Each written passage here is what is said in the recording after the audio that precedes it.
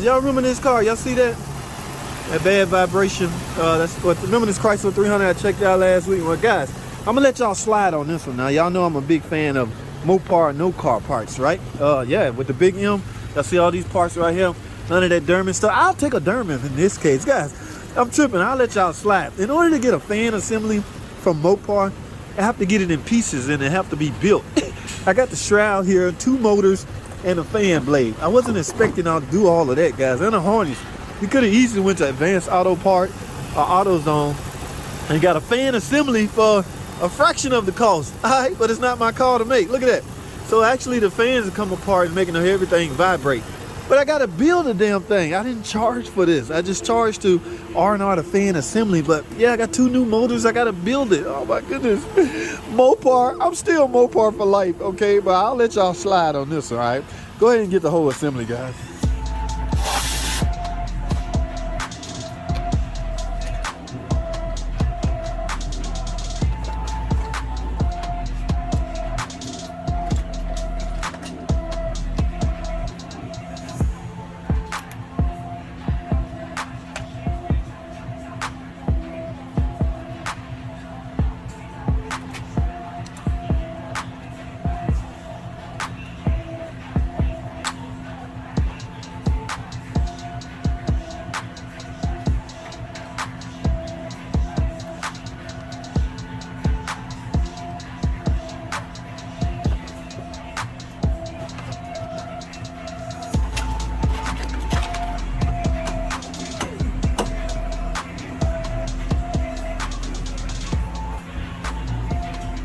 Alrighty, guys, as you can see, a lot of the fan blades just simply broke, simply came apart.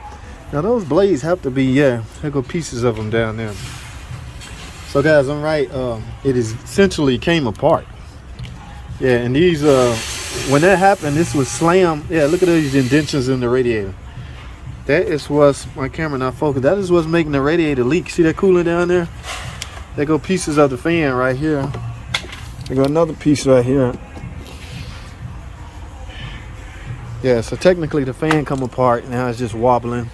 So I have to build a new system. Remember, I got to do the radiator too. It's no big deal replacing the radiator, but I'll fire the camera back up. But I'm going to do the radiator from the bottom, guys. So get this hose right here off and unhook the condenser. The condenser is attached to the radiator. But for now, we might as well build this fan, guys, because I don't know what other parts I'm going to need. So while I got a little much room left on my, I know I'm gonna need these nuts. These are reverse threaded nuts because there's not any in the bag. You would think they send you a new motor. Uh-oh, I see something. Oh, I was wrong. I was wrong. Yeah, baby. So let's do this. Let's get this freaking fan built. All right, we can do the radiator later. I just want y'all to understand, wobbling, it wasn't a motor mount. It would trick you. It was so bad it would trick you into thinking it's a misfire. If you, that's why I say, man, take a trained ear or a trained feeling, trained way to feel things to make out exactly what it is. You can't be a motor mount if you just standing stationary. Your motor mount really got to be gone.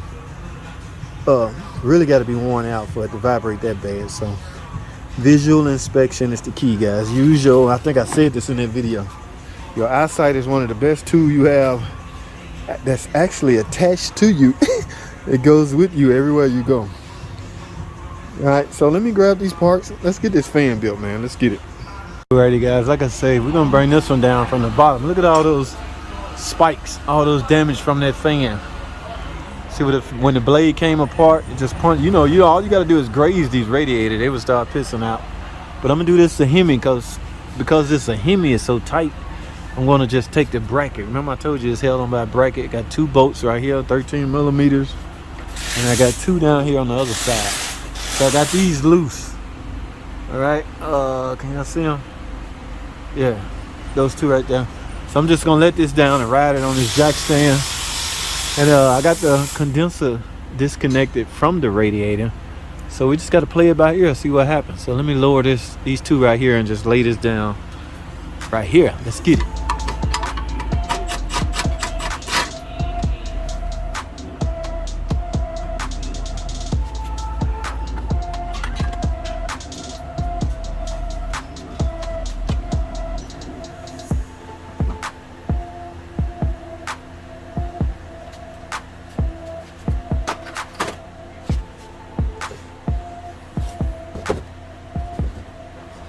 Alrighty guys, as you can see I got the old radiator out. So guys, I'm pretty much done as far as filming go, okay, because I'm just gonna reverse the removal procedure of everything I removed. Now I'm going to transfer all these little panels on this radiator to the new radiator. Now understand this, because this is an OEM Mopar radiator, OEM factory, everything should line up perfectly. The risk you have in using an aftermarket radiator, guys, is stuff don't line up right. I mean, it's simple. They're trying to cut corners, okay, and it costs cheaper to use an aftermarket radiator. I get it. The aftermarket radiators work. It's just not up to factory standards. Quality wise, I think OEM is better, okay? But again, I understand when you know, somebody trying to save money, okay? So all this little stuff here should just snap on in place to this existing radiator, which is OEM. So like I say, man, look at that. All from that fan coming apart. There goes some of the blades right there, pieces of the blades. So that's what happened. If you get a now I forgot how many miles on it. Let me show y'all where we at. Okay, remember guys, if this was equipped with a Pentastar or a 3.5 or 2.7, you can get it from the top, but I had to let the bracket down, not all the way out. As you can see, it's not all the way out because I don't want the condenser to fall. Condenser attaches to the radiator, but just unbolt it from the radiator and just leave it there, because you don't want to have to drain the AC. All right, you don't want to bring them both out together. If you bring them both out together, you're literally gonna have to go get the AC machine and reclaim the Freon refrigerant and then go from all that. It's too much work. And plus you can see there's more attached to this condenser. I'm thinking that's what, transmission cooler, maybe a cooler of some sort attached to the front of this condenser. Not sure which one, but yeah, you don't want to have to bring all that down. So simply disconnect the condenser from the radiator and leave the condenser hanging. All right, it's all about navigating through whatever makes the job easy. Nobody wants to go track down the AC machine, have to bill out Freon and all that.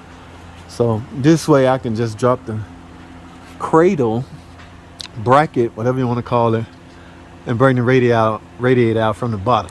All right, but there's a different way you can do it. I've done them on the top, but this is a Hemi. It's kind of tight. In fact, a Hemi with a nag 1 transmission, guys, 5-speed nag 1 transmission. So we're taking care of this coolant leak and this vibration, and I got a new fan assembly as well as a new radiator. Yes, that's all I have. Let me get this thing set up, prepped, and installed. Remember guys, you have to bleed the system when you get everything back together. Speak of the devil, here's my new bleeder funnel that I got from Harbor Freights. I don't know if I did a review on this, guys. You don't have to break the bank on tools, okay? Yes, I'm a certified master ASC Chrysler Dodge master technician. My tools are not all Snap-on, Matco, and things like that, okay? Yes, from time to time I shop at Harbor Freights, Northern, all of those places, okay? Tools are as good as the warranty that they give on the tool. If you find a tool and it's got lifetime warranty on them, obviously the company that built the tools put some quality into it, okay? So I've said that all the time, guys. But it's something about the Snap-on and Matco. The tool truck, they're convenience. So go for it. But yeah, I will be bleeding the system of all air. Remember, air pockets, air creates space, and you don't need that space in the cooling system, or the system will not function the way it's supposed to. Okay, I'm talking too much. And the right coolant. What year is this? Guys, find out what year car you're working on and make sure you go in with the correct coolant, okay?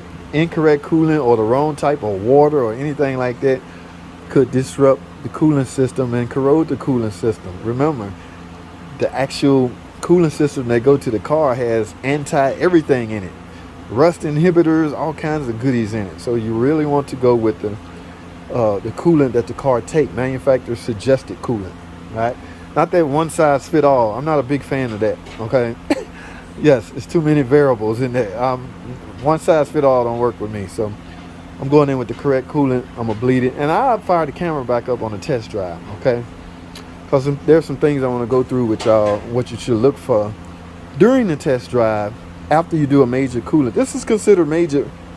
It's not a water pump or anything like that, but yes, the radiator is quite major when it comes to the cooling system, right? Right. So that's all I have, man. Thanks for watching. Come and subscribe. I'll see y'all in the next video.